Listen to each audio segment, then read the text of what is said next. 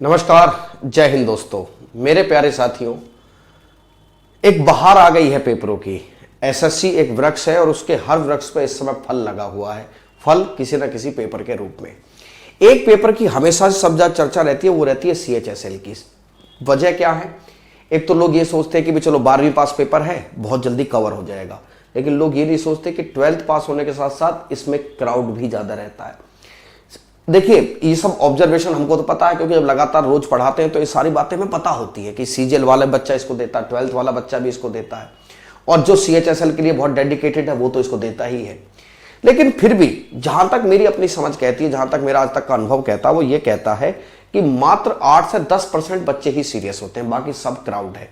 क्योंकि एक्चुअल में तो लोगों को यह भी नहीं पता होता कि भाई कौन सी किताब किसके लिए क्या पढ़नी है, क्या सिलेबस क्या है, यह भी नहीं पता होता।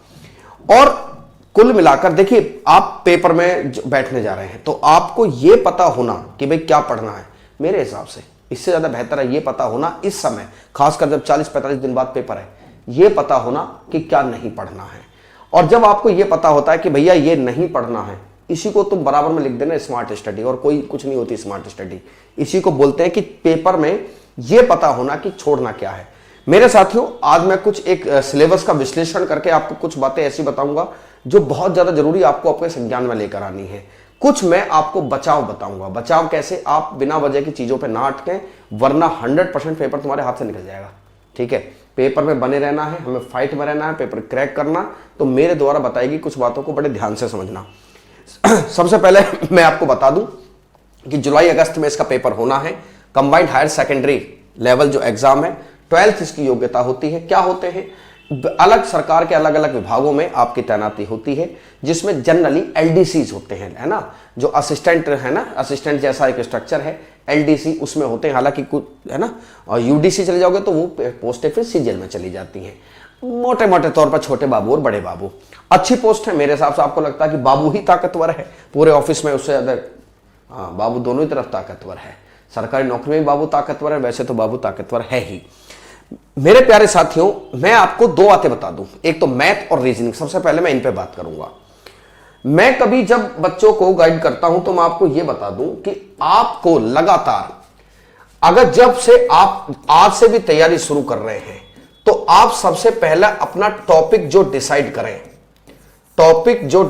करें उसे खत्म करके उठें। यह मान लीजिए उसे खत्म करना ही है। क्या बात कर रहे हो सर? ऐसे तो घंटे 12-13 हो जाएंगे, तो क्या फर्क पड़ता है दोस्त? क्या फर्क पड़ता है? कोई फर्क नहीं पड़ेगा। अगर 50-60 दिन तुम 12-13 घंटे भी पढ़ लिए तो कोई फर्क नहीं पड़ना। बिल्कुल जो आईआईटी और आईआईएम वाले बच्चे करते हैं उस पैटर्न पे चलो। जो भी टॉपिक एक दिन में उठाओ उसको एक दिन में खत्म कर दीजिए।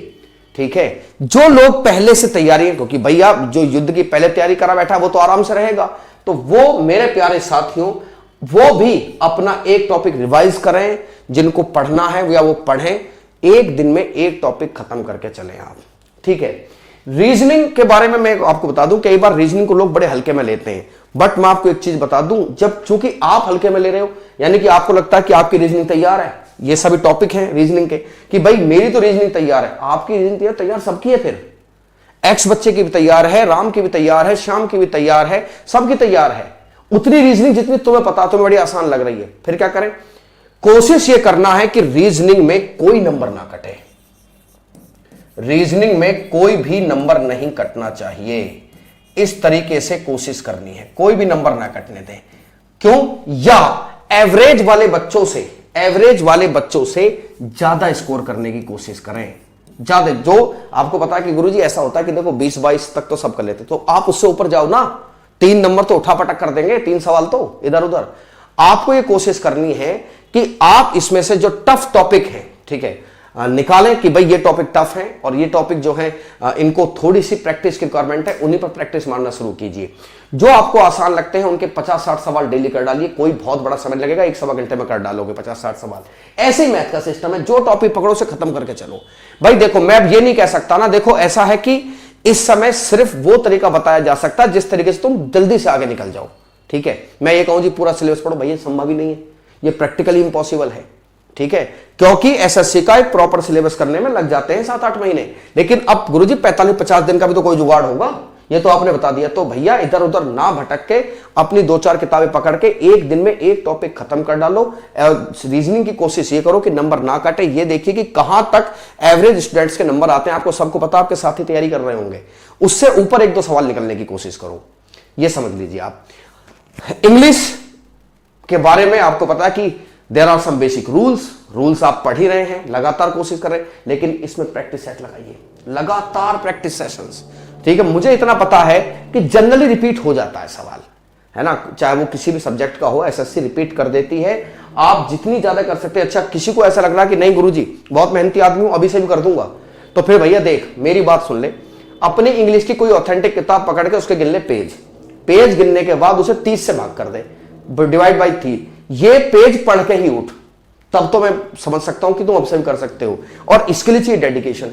तो आप जैसे spot the error, fill in the blank, synonyms, अब इसमें देखिए कि इसमें आप क्या देखो, जो रटने वाला सिस्टम है, जैसे मैंने जब कंबाइंड डिफेंस सर्विसेज की प्रिपरेशन की थी तो ये सब सिलेबस कमोबेश उसका भी था। जैसे वन वर्ड सब्स्टिट्यूशन है, तो मेरी आदत थी कि मैं डेली 20-25 याद करता ही करता था, 20-25 याद, तो मुझे 750-800 के आसपास याद हो गए थे, है ना, 750-800 याद हो गए। तो जनरली उसमें से मान लो जब आपने किया 3-4 आए, उसमें से 2-3 कर दिए तो वो भी हो जाता है काम उसमें भी। ठीक है, तो मेरी बात आप समझ गए। तो आपको इसमें प्रैक्टिस करनी पड़ेगी। अगर आपको यह है कि किताब पकड़नी है तो भैया गिन लो किताब के पेज, भाग करो 30 से 20 दिन प्रैक्टिस सेट के लिए छोड़ देना। इतनी मेहनत करने वाले बच्चे को तो वैसे भी कोई नहीं रोक सकता, ठीक है, जो इतनी मेहनत कर सकता है। अब आती है महामारी। कौन सी महामारी? जीएस की। भैया ये एक एवरेज है, जैसे हिस्ट्री से 3 सवाल आ रहे हैं, पॉलिटी से 2, ज्योग्राफी से 2, इकोनॉमिक्स से 1, स्टैटिक अवेयरनेस से 2, बायोलॉजी से 3, केमिस्ट्री से 4, 1। ये वेरिएबल है, ये भी याद रखना, ये वेरिएबल है, ये वेरी करते हैं। ठीक है, क्योंकि जैसे ये एवरेज मैं आपको बता रहा हूं, करंट अफेयर से 5 से 6, तो मेरा मानना यह है सरकार, इसमें आप क्या कर सकते हैं? गुरुजी जीएस का मामला बड़ा है क्योंकि कंटेंट भी नहीं है मार्केट में। आपके पास कोई एक किताब होगी, और जीके जीएस की जितनी भी किताब एसएससी की है ना, मुझे लगता है कि 200-225 पेज से ऊपर की है। बेटा रट दो, सिलेबस तो चल ही रहा है, आप बैच में तो हैं ही, रट दे मेरे भाई, कोई फर्क नहीं पड़ता, रट दे। पेज गिन ले 300, डिवाइड मार बाई 30, कितने आ रहे हैं? 6, 7, 8 पेज, करता चला जा फटाफट। ठीक है, अगली बात, क्या कोई ऐसी किताब मिल सकती है जिसमें एक्सप्लेनेशन नहीं चाहिए? हाँ, मार्केट में एक ठीक ठाक मोटी सी किताब कोई देख ले, उसमें जो भी मेरे देख लो या मेरी प्यारी गुड़िया देख लीजिए, जो भी सवाल है, किताब कौन सी खरीद के लाना जिसमें एक्सप्लेनेशन नीचे अच्छे दे रखे हों। कोशिश करना आप history, polity, geography, economics, physics और बायोलॉजी, केमिस्ट्री का 4 दे जरूर रखा है यहां पर, लेकिन केमिस्ट्री के इतने सवाल आते नहीं जनरली। हालांकि मैं दावा भी नहीं कर सकता क्योंकि मुझे कई बार वेरी कर जाते हैं, तो इनका कोई भरोसा थोड़ी है। तो आप इसकी वो किताबें जिनके नीचे अच्छे खासे एक्सप्लेनेशन लिखे उनको पढ़ के चले जाओ।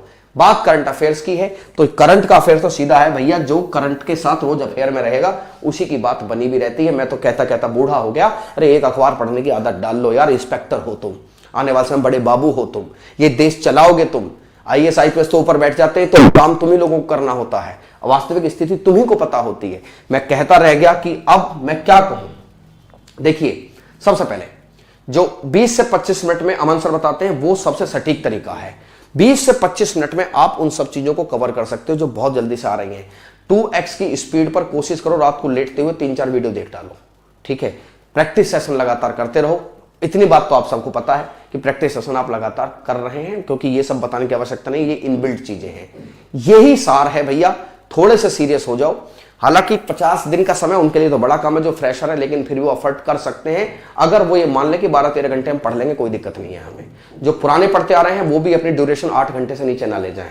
ठीक है, 8 घंटे से नीचे ना ले जाएं और इस ड्यूरेशन से करते रहो, 100% आपको कामयाबी मिलेगी। अब सुनिए एक बात और, सुबह के समय जो एसएससी के स्लॉट चलते हैं, देखिए सभी लोग वेल एक्सप्लेन करके दिखा रहे हैं। मैंने कहा ना कि जीएस में या जीके में, रीजनिंग में जो एक्सप्लेनेशन के साथ करा दे वही कामयाब कर सकता है आपको। तो पूरी कोशिश है हमारी कि हम सवाल की बिल्कुल पोस्टमार्टम कर दे रहे हैं, तो आप उसमें आइए। मेरे हिसाब से मैं तो पूरी कोशिश कर रहा हूं, अमन सर पूरी कोशिश कर रहे हैं, रीजनिंग वाले सर पूरी कोशिश, मैम पूरी कोशिश कर रही है, इंग्लिश वाले मैडम पूरी कोशिश कर रही है कि भाई एक्सप्लेनेशन इस तरीके से हम कर दें कि यार एक सवाल के 6 सवाल बन जाए। ठीक है, तो हमारी भी कोशिश है, हमारा जो है प्रयास, आपकी मेहनत 100% रंग लाएगी। उम्मीद करता हूं आपको चीजें समझ। फिर भी कोई डाउट रहता है कमेंट सेक्शन में छोड़ देना, मैं 100% आपके डाउट को सॉर्ट आउट करूंगा। ठीक है, धन्यवाद।